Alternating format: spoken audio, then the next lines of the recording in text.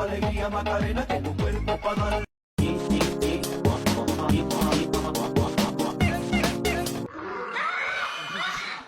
at the beach down in Copacabana, sipping killer fish, got my black yoga pants on. I'm fat. I'm skinny. I'm ugly. I'm pretty. I'm weird. I'm witty.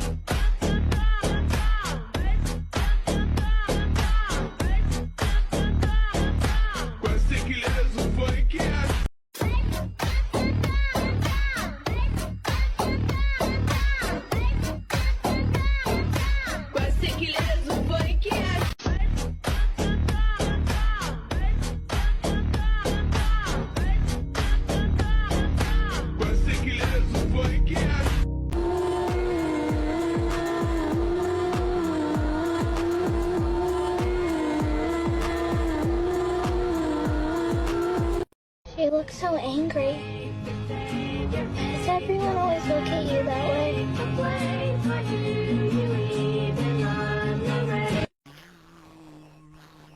Well, what are you looking at me like that for? Because you stink! We got a real stinker over here, boys! Get this man a shower immediately! Aşkım çok pardon, don. Bütün kızlar bende var. Bende para çok çok var. Burnumda hep toplar var. Var var var var var var var. Oh, it's you! It's the doctor. Long.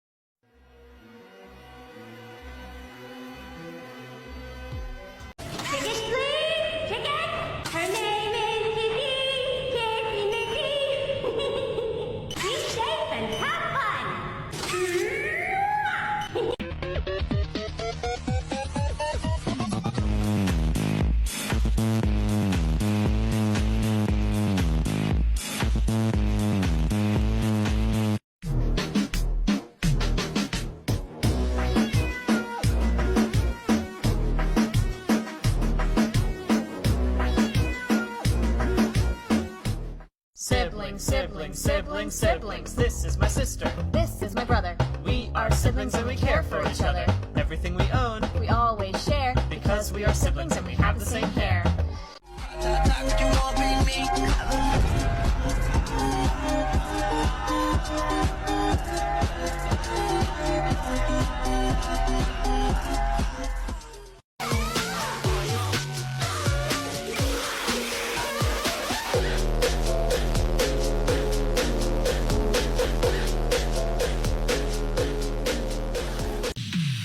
His name is Huggy. Huggy Wuggy, when he hugs you, he'll never stop. Your friend Huggy. Huggy Wuggy, he'll squeeze you until you pop.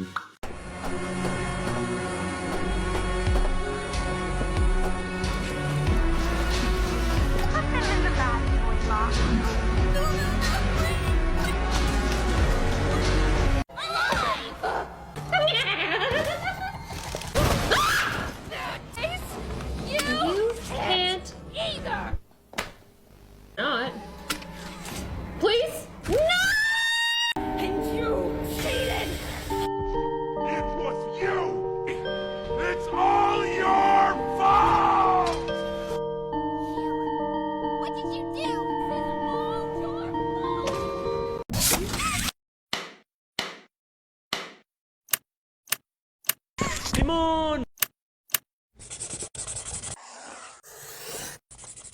Limon? Limon? Limon? Limon? I am the father.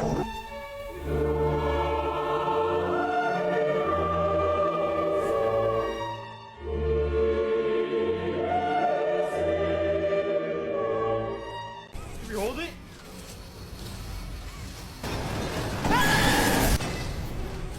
It's not grabbing it! It's not grabbing it! It is not grabbing the box! Ah! Robotic is better than human. I want to be a machine, and I want to be shining, chrome and clean. There's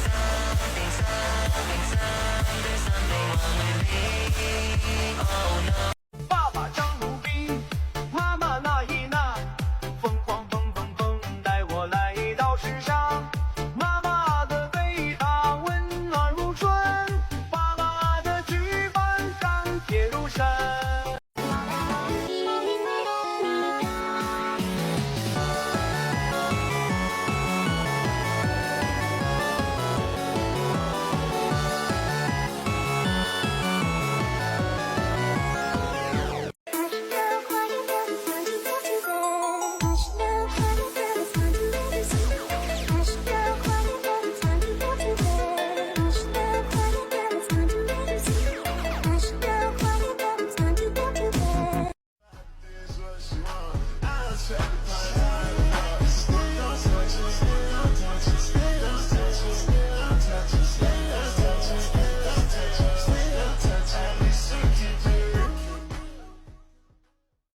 Our special guest is here. Oh my god, that laugh.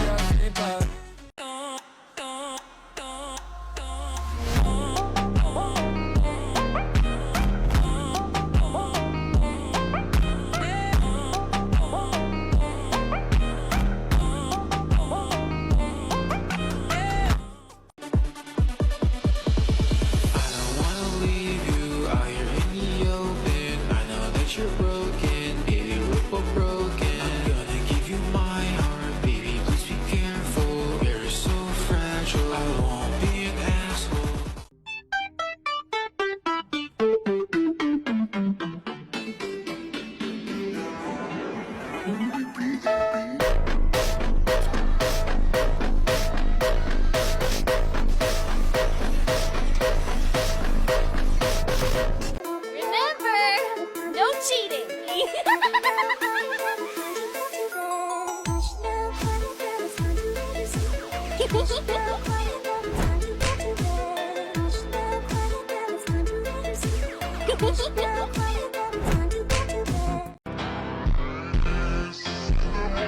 Now what's this?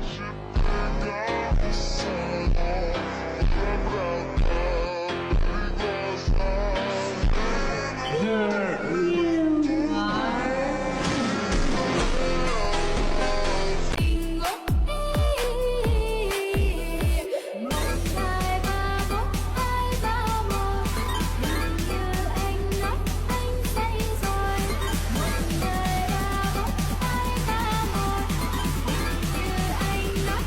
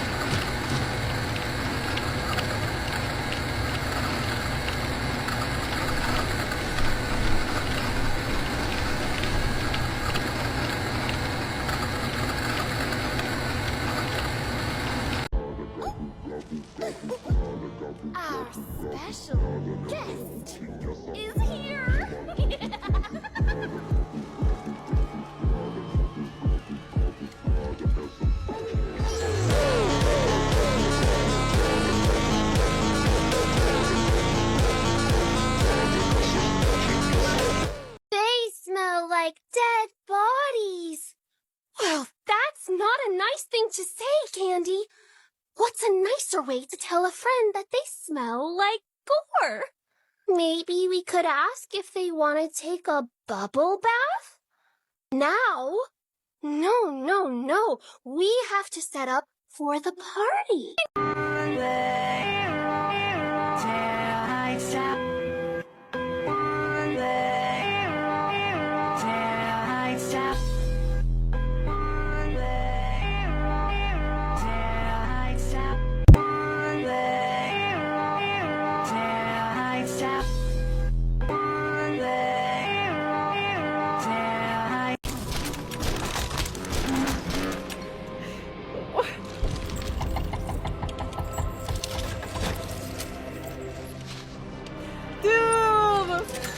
I'm so sad. What do you guys mean with the tooth? Like, I don't get what you mean. What are you guys writing, Google?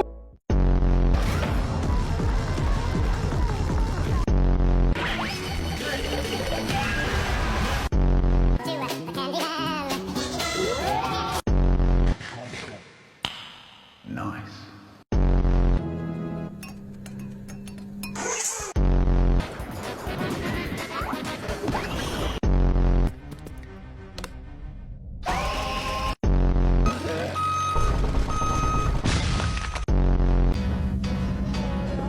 Do you remember this place? She does. She remembers the height, the drop, the crack when she landed. And when the ground opened beneath her, you let it keep her. She wasn't a monster to me. She was my sister. Look at what you made.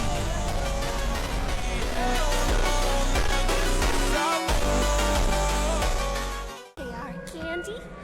Why else would they be here? We're going to have so much fun! What do you guys mean? It's always been like that. They smell like dead bodies. Basement? Sure, why did your eyes cross like that? No, it's not a mod, guys. What do you mean? Here! Oh my god, that laugh. It's the bad toy box for you! I would rather not. Please? No! I can make you better. No! Oh! Chop their heads off!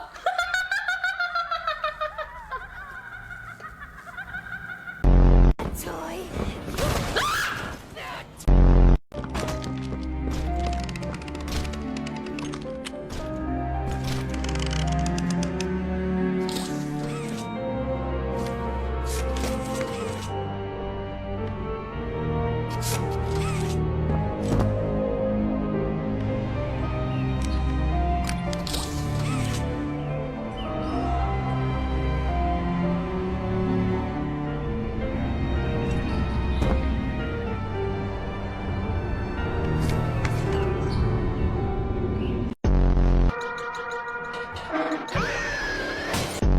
Games, I'll give you the train.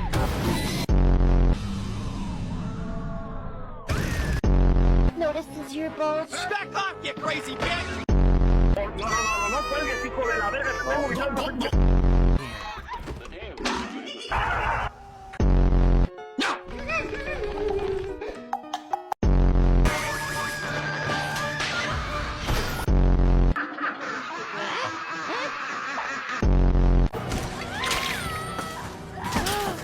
By the way, guys, I saved her. Oh my god. Yay! She's here. Are you guys happy? She's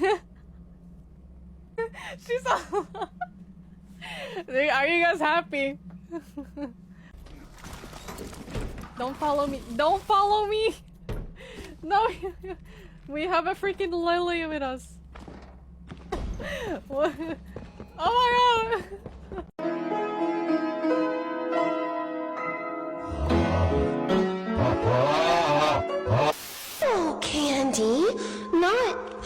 Poppy. She's always been his favorite. Goes.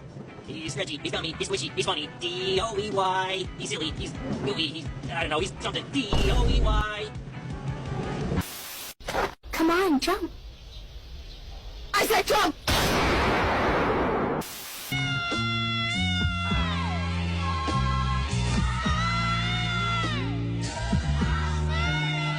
Poppy, what brings you here? I was just doing my nails.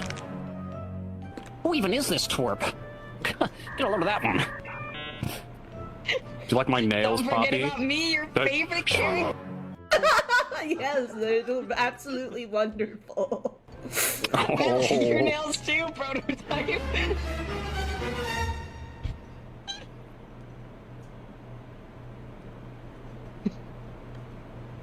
Please don't kill me.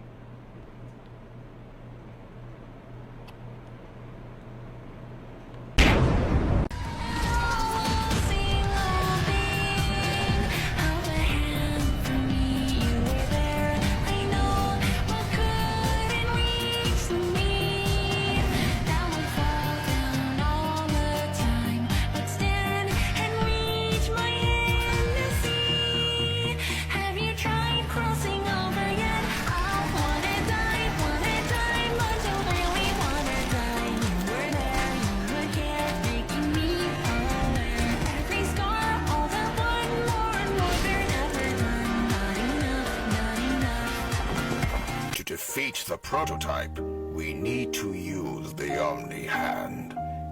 You still have the Omni Hand, correct?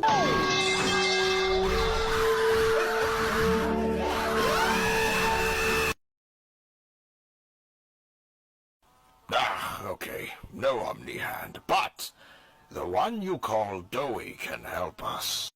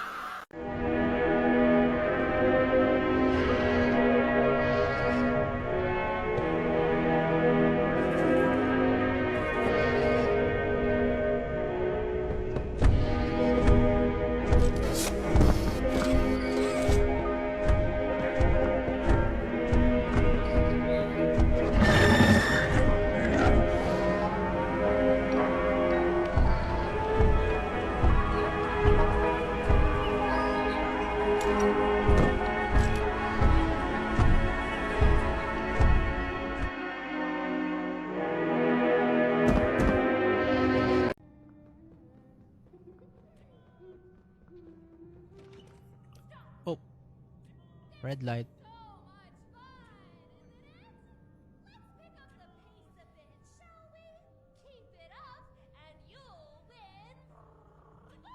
Grand prize? iPhone 17 Pro Max 1TB full fade? Oh, let's go. I need the phone. Ah!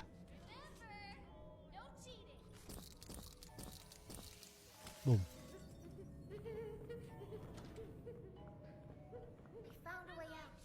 Red light. Oh my god. ¡Ay, Miguel! Apláudeme. Apláudeme más.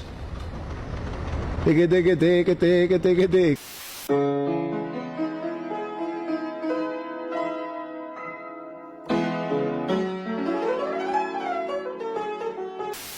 Oh! Oh! What is happening? What? Oh! Oh my gosh! Hi there, buddy! Oh, look at him! For you.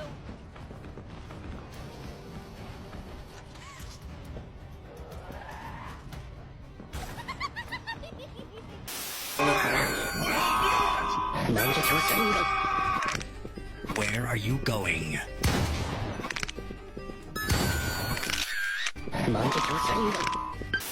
Why did Mommy Longlegs kill Bunzo Bunny? In Chapter 2, Mommy Longlegs traps the player inside the game station and forces them to complete a series of games to escape. One of these games is Musical Memory, where the player has to repeat a sequence of colored buttons while Bunzo Bunny slowly lowers from the ceiling, clashing his cymbals and getting closer every round. If you fail the pattern, Bunzo reaches the platform and kills you instantly. But if you complete the game, something strange happens. Bunzo suddenly disappears. Right after escaping the room, you crawl through the vents to reach the next area. And while you're inside the vents, you can actually hear loud crashing sounds and Bunzo's cymbals clanging somewhere in the distance. So what happened to him? Well, later in the game station, we get the answer. If you look up at the ceiling, Bunzo Bunny is hanging there, completely lifeless and trapped in Mommy Longlegs' webbing, implying Mommy Longlegs killed him out of anger for not stopping the player.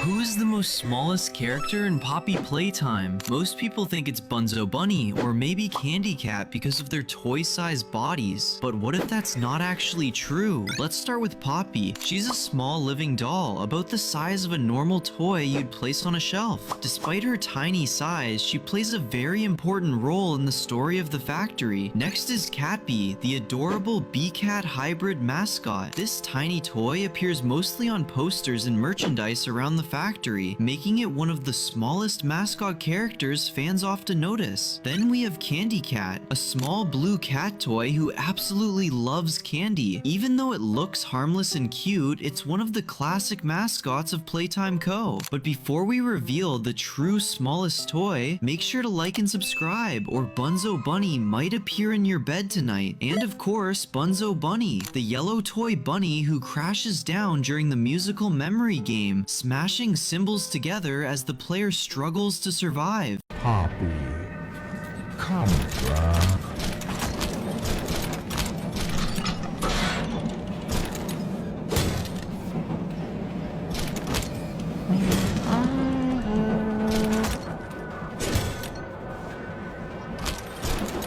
It's futility. Yes. The inevitable.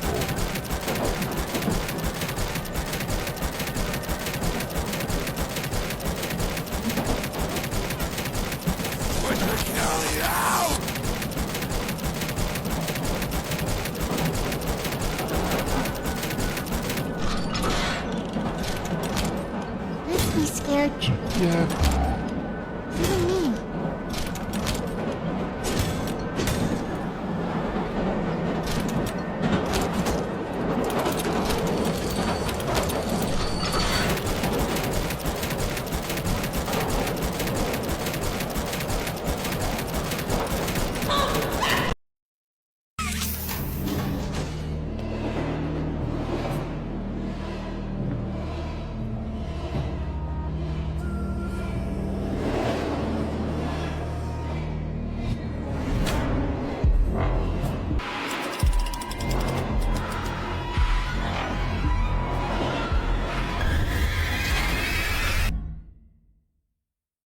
I missed the tea party. Tea party! We've made it! I can make you better. I can make you better. Our special guest is going to be Thrilled. He's going to kill them all. No, Candy. Not Poppy. She's always been his favorite. I think she's a little asking Annie. She is a little asking Annie. Oh, please take me out of my case. Oh, please rescue the orphans. Oh, please blow up the whole factory and burn everyone alive. Our special guest is here. Oh my god, that laugh. So funny. Who doesn't know? Oh, I do. no, the candy cat. A few few days ago, Mob released the CG5 music video, and in that video, we can actually see the prototype moving his face in a very strange way. The face bends and shifts in a way that doesn't really look natural. It almost looks flexible, like it isn't a real face, more like something made to move separately from what's underneath, and that's exactly how a mask would behave. A real face can't bend or shift like that, but a mask can. So because of all these details, many fans now believe that the prototype might actually be hiding his real appearance behind a mask. But that leads to the real question: why would he hide his face? To understand that, we have to look at something else many people forget. The prototype's entire jester-like appearance might actually be fake. The long sleeves, the jester hat, and the jester costume, none of that is likely part of his original design. And the reason we can say that with confidence is because we already know something important about the prototype. He constantly modifies himself. Throughout the story, he has been shown taking parts from other experiments and attaching them to his own body. For example, he captured characters like Mommy Longlegs, and we also know he has taken parts from other toys to strengthen himself. Over time, he seems to choose pieces that make him stronger or more capable. So the body we see now might not even be what he originally looked like. It could be the result of years of modifications. But even if that's true, there's still one big question. What is the point of wearing a mask? Adding new arms, mechanical parts, or fur might make him stronger, but a mask doesn't make him more powerful. So why wear one? One possible explanation is psychological. Some fans believe the prototype wears the jester mask and costume to distance himself from his former human identity. Oh, me? I like cheeseburgers. I like bacon burgers. I know, right? Now, bring me my burger, Rachel. Where is my burger? Hey. Where is my burger?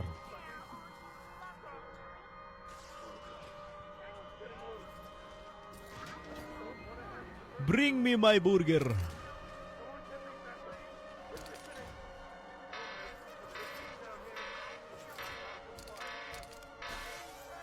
Where is my burger?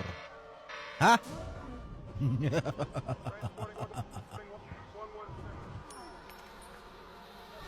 Where is my burger? Where is my burger? Ah! Bring me my burger!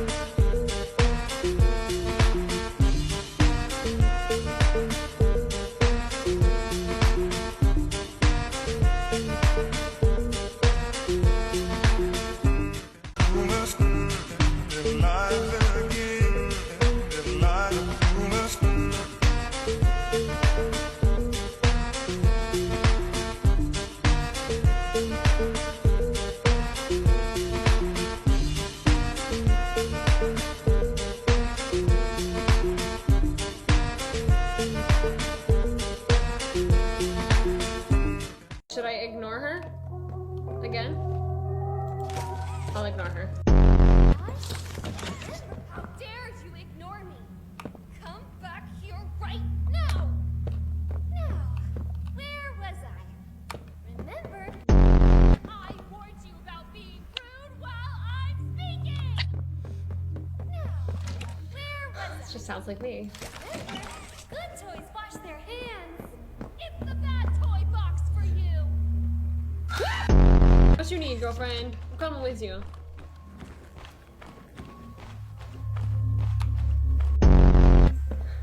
Todd. I don't think she's gonna make it. Soundproof rooms. Bye, Miss Gracie! No. I love all her outfits! It grows right through your skin. Mm. And you can eat it too. You sure can! Oh. Someone's been a very bad toy. Mother Goose?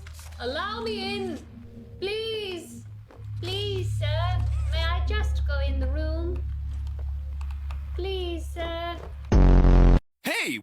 time is it? It's muffin time! It's muffin time! Actually, it's 12:30. Nobody kill me! It's muffin time! It's muffin time! Actually, it's 12:30. Nobody kill me! Now, a cow pretending to be a man. Alan, are you a cow? What? No. Yeah, me neither. Alan, are you a cow? What? No. Yeah, me neither. Alan, are you a cow? What? No. Yeah, me neither. You guys want to go skateboards? Skateboards? Hey, what time is it? It's muffin time! It's muffin time! Actually, it's 12:30. Nobody kill me! It's muffin time! It's muffin time! Actually, it's 12:30. Nobody kill me! Believe in me. Sorry, I've met a real man. I've met a real man. I've met a real man. You're leaving me. Sorry, I've met a real man. I've met a real man. Hi, babe. Yes, I am real man. You want to go skateboards? Real man! It's muffin time! It's muffin time! Actually, it's 12:30. Nobody kill me! It's muffin time! It's muffin time! Actually, it's 12:30. Nobody kill me! The orphans, they're all dead. What kind of man would do this? Skateboards. Imagine this. In Chapter 6, during a major fight with the prototype, something happens in the middle of the battle. The mask cracks, or maybe it gets knocked off, and for the first time ever, we finally see his real face. A much more disturbing face hidden underneath the jester mask. But there's another detail that makes this theory even more interesting. Some fans noticed something strange about the shrine we saw in Chapter 3, the one that Catnap created for the prototype. If you look closely at that shrine, the design doesn't actually match the prototype we see today. Not even a little. The shape, the skull-like structure, and the overall appearance feel very different from the jester-like face we know now. So there are two possible explanations. The first possibility is that Catnap simply built the shrine using whatever parts he could find. He might have used bones, scraps, or other materials around the factory, so the design ended up looking different. But the second possibility is far more interesting. What if the shrine actually represents what the prototype really looks like without the mask? Not exactly the same, but similar in certain ways, especially the skull-like appearance. And remember something important. Catnap met the prototype long before the events of the game. In fact, before he even became Catnap, he was just an orphan in Playcare, which means he might have seen the prototype's real form at some point in the past. So when Catnap built that shrine, he may have been recreating the true face of the prototype from memory. And if that's true, then underneath the jester mask, there could be a terrifying skull-like face hiding in the darkness. Something far more disturbing than what we've seen so far. But at the end of the day, this is still just a theory. So before we end this video, here's a quick recap so you don't forget anything. First, when the prototype talks, his face doesn't move at all. With other characters in the series, we can clearly see their mouths moving when they speak. Then there's the jump scare. When the prototype attacks, he barely opens his mouth. Compare that to characters like Huggy or other monsters in the series. They open their mouths wide, and you can clearly see their teeth. But the prototype doesn't. And that strongly suggests that what we're seeing might not be a real face, but a mask. Then the theory became even stronger when the CG5 music video released. In that video, the prototype's face moves in a very strange way, almost like it's flexible, just like a mask would be. So all the signs seem to point to the same conclusion. The prototype might actually be hiding his real face. And maybe in Chapter 6, during the middle of a fight, that mask could finally fall off, revealing what the prototype truly looks like underneath. So what do you think? Is the prototype's face really just a mask hiding something much worse underneath? Or is the jester face actually his real identity?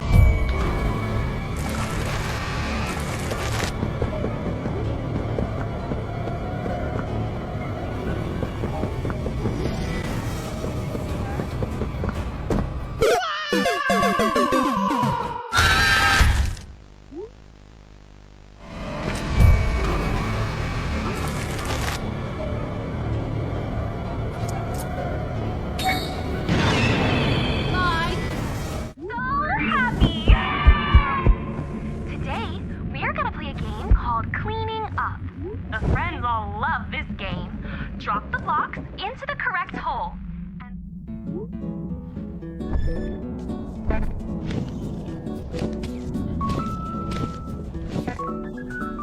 We're doing so great! Now, I think someone's ready for round 2. It'll be a little harder. I believe in you, Huggy.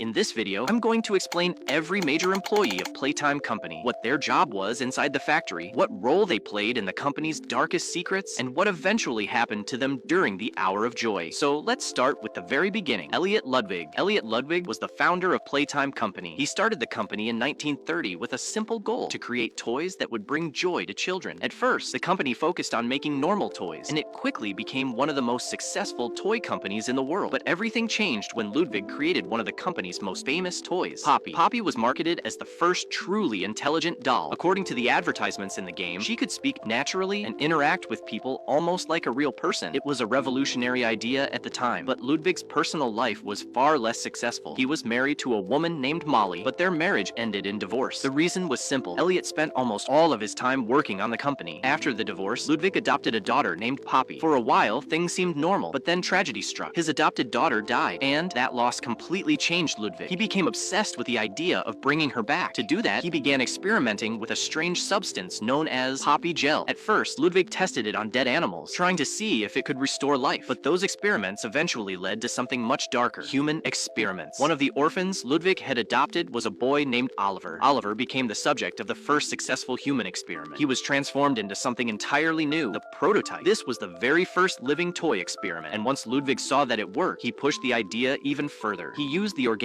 remains of his deceased daughter to create something extraordinary: the living Poppy doll. But Ludwig's secret experiments could not stay hidden forever. In 1989, Elliot Ludwig died under mysterious circumstances. His body was discovered shortly after Playtime Company uncovered the truth about his secret creations, the prototype and the living Poppy. A radio broadcast heard in Chapter 3 reveals something even more disturbing. Around the time of Ludwig's death, the mutilated body of a child was discovered at his estate. Many fans believe those remains belonged to Oliver, the child who became the prototype, which has led to a dark theory that Elliot Ludwig may have been killed by the prototype himself. After Ludwig's death, control of the company began to shift to other powerful figures. One of the most important of them was Leith Pierre. Leith Pierre eventually became one of the most powerful leaders at Playtime Company. He served as the company's head of innovation. This meant he controlled many of the factory's secret experiments and projects. In public, Leith presented himself as a brilliant businessman who wanted to continue Ludwig's dream of bringing happiness to children. But behind the scenes, he was very different. Leith was known for being cruel, greedy, and completely ruthless. To him, employees were disposable. If someone had to die to protect the company, he was willing to let it happen. Leith Pierre was also the one who officially proposed and funded the Bigger Bodies initiative. This was the secret program that turned humans into living toy experiments. Leith supported the project because he believed it would make Playtime Company even more powerful. To run the program, he worked closely with one of the factory's top scientists, Dr. Harley Sawyer. Sawyer helped design and create many of the experiments inside the facility. But over time, Leith began to believe that Sawyer was making too many mistakes, so he made a shocking decision. Instead of firing him, Leith secretly arranged for Sawyer to become an experiment himself. Sawyer was transformed, but forced to continue working for the company. Leith also played a major role in Playcare, the orphanage hidden beneath the factory. This is where many of the children used in the experiments came from. Leith supported using those children if it helped the company succeed. He also helped build systems designed to hide the factory's secrets from the outside world. But here's the interesting part. During the Hour of Joy massacre, Leith Pierre did not die because he wasn't inside the factory when the massacre happened. The exact reason why he wasn't there is still unknown, but because of that, Leith Pierre may still be alive somewhere, and that makes him one of the most mysterious figures in the entire story.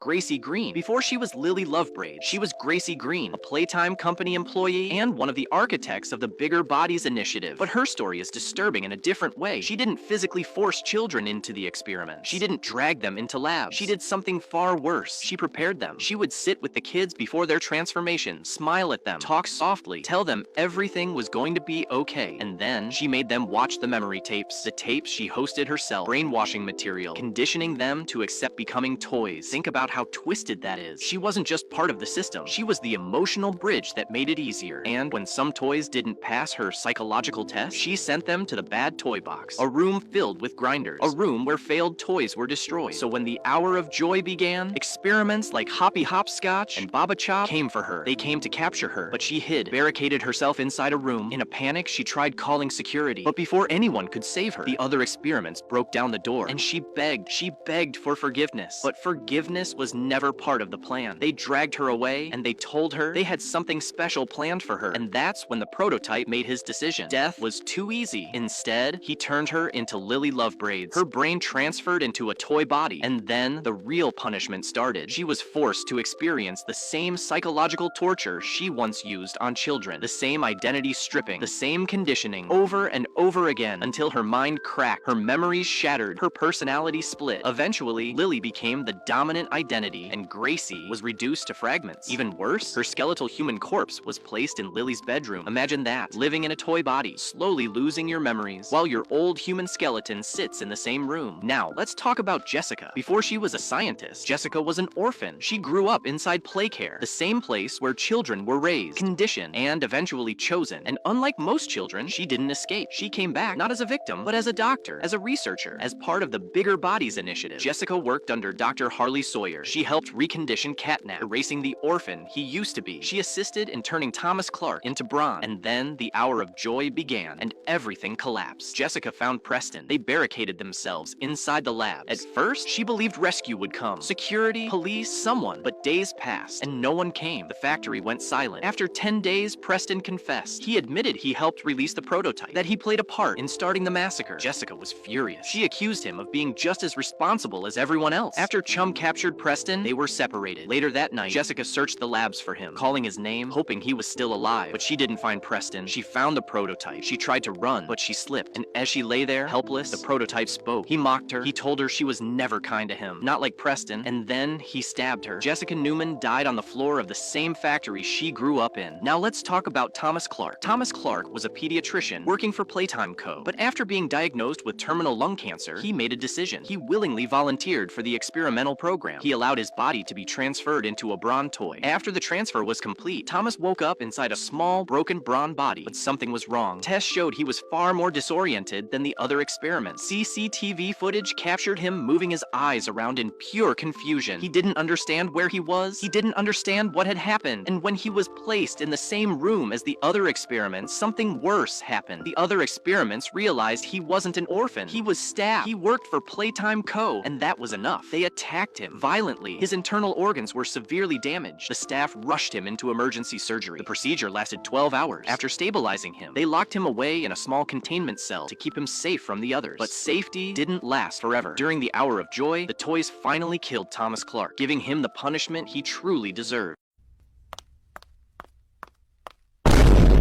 You know, you just need to relax and stop overreacting.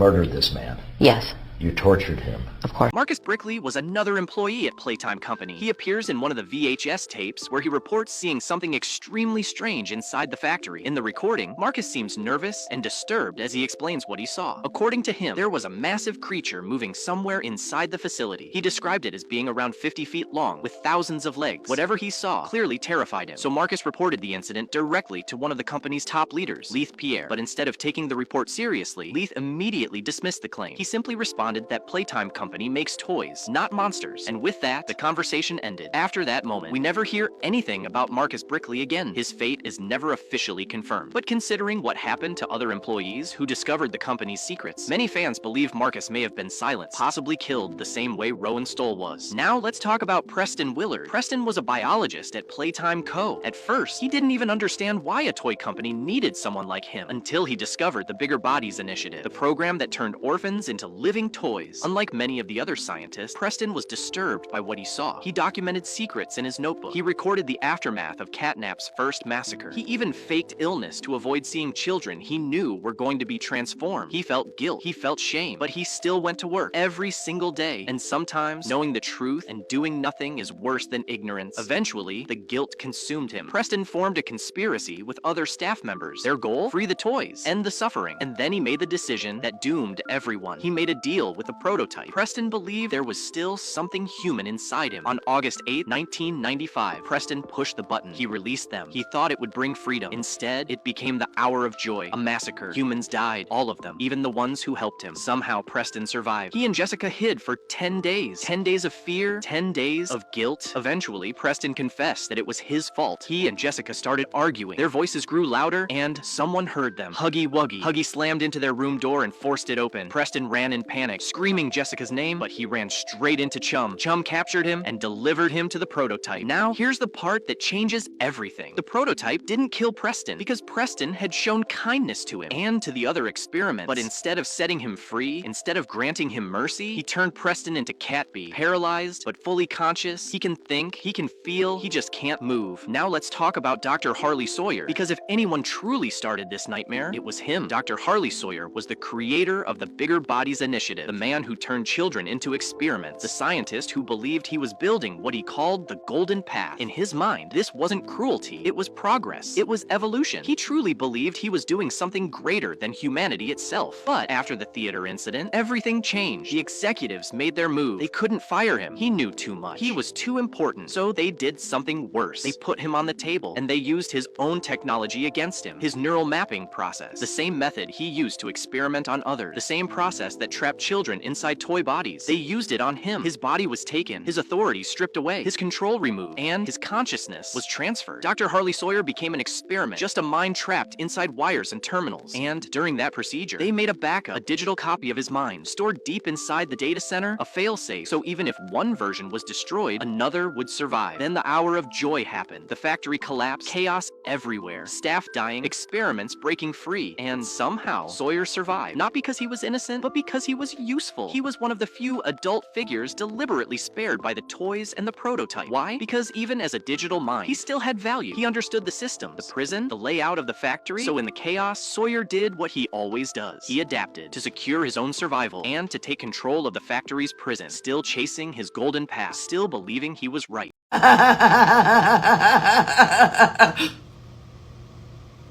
Next, we have the death of Catnap. Before he was Catnap, he was a 7-year-old orphan named Theodore. Theo lived inside the Playcare orphanage. He was a lonely child who believed he had an imaginary friend, but that imaginary friend was actually the prototype. Over time, the prototype slowly gained Theodore's trust. Eventually, Playtime Company transformed Theodore into a Bigger Bodies experiment based on the Catnap mascot. But the transformation alone wasn't enough. The scientists brainwashed him for 49 days until he completely forgot who he used to be. His human identity was erased, Theodore was gone, only Catnap remained. During the hour of joy, Catnap became one of the most dangerous experiments in the entire factory. He killed more than 90 people inside the Playcare area. After the massacre, Catnap turned Playcare into his personal territory. He hunted down any toys who refused to follow the prototype. He called them heretics, and he eliminated them. Catnap truly believed the prototype was a god. He even built a shrine to worship him. He killed the smiling critters because they refused to obey the prototype. Everything Catnap did, he did for the prototype. But in the end, the prototype betrayed him. The prototype stabbed Catnap through the mouth and dragged his body away. Not out of anger, not out of revenge, but simply to take his body parts, which makes Catnap's death one of the most tragic in the entire story, because the one person he trusted more than anyone, the one he worshipped like a god, was the one who killed him. Next, we have the death of Dog Day. Dog Day's fate is one of the most disturbing in the entire series. Some theories suggest that Dog Day may not have been an orphan. Instead, he might have been a Playtime Company employee before becoming an experiment. And according to many fans, the prototype treated former employees very differently. If the victim was an orphan, they were usually killed quickly. But if they were part of Playtime Co., the punishment was much worse. They were forced to suffer first, just like Lily, who was left alone inside the factory for more than 400 days. And just like Preston, who was turned into a Catbee-like experiment instead of being killed. Dog Day's punishment was brutal. He was cut in half at the waist. Then he was imprisoned inside a cell deep within the Playcare prison. His arms were chained to the wall so he could not escape. And for years, he was forced to watch the factory slowly fall apart, completely helpless. Over time, the situation became even worse. The mini smiling critters eventually took control of his nervous system, using his body like a puppet. When the player finally encounters Dog Day, he is no longer fully in control of himself. He chases the player while screaming in pain, his body being forced to move against his will. But after finally escaping the prison, Dog Day's life comes to an end, bringing one of the longest and most painful fates in the entire factory to a tragic conclusion. Next, we have the death of Yarnaby. Yarnaby's death isn't tragic because of his story, but because of how he dies. Yarnaby was known as Dr. Sawyer's pet experiment. Inside the prison area, he hunts the player through the dark corridors while following Sawyer's commands. During the final chase, Yarnaby tries to capture the player, but something goes wrong. His head gets caught in a hanging chain while he's chasing the player. The chain pulls him off balance, and he falls straight into a vat of molten metal. Yarnaby burns alive. It's a brutal death, and in a way, it's also sad, because at the end of the day, Yarnaby was once just another orphan who was turned into a horrifying experiment. Then we have the death of Mommy Longlegs. In Chapter 2, Mommy forces the player to participate in 3 deadly games inside the game station. But when the player finally reaches the last game, Mommy rigs the rules so the player cannot win. However, the player cheats the game and escapes. This sends Mommy into a complete rage. She begins chasing the player through the maintenance tunnels, turning the situation into a deadly game of hide and seek. But the chase ends in a terrifying way. Mommy Longlegs is lured into an industrial grinder. As the machine begins crushing her, she screams in terror, and her final words are chilling. What have you done?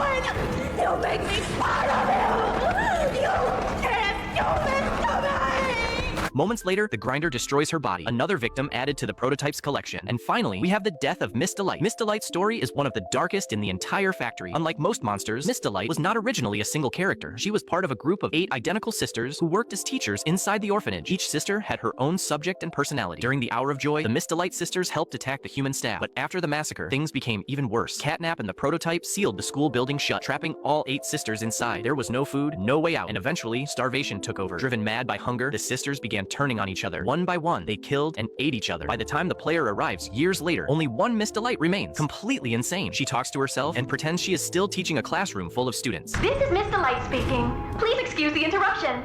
Students, remain in your seat until the bell has rung. After a tense chase through the school, the player finally escapes by luring her under a heavy security shutter. As she tries to crawl underneath it, the shutter slams down, crushing her head and ending her reign of terror. So now, I want to hear from you. Which experiment do you think had the most tragic or horrifying death in Poppy Playtime? Let me know your answer in the comments.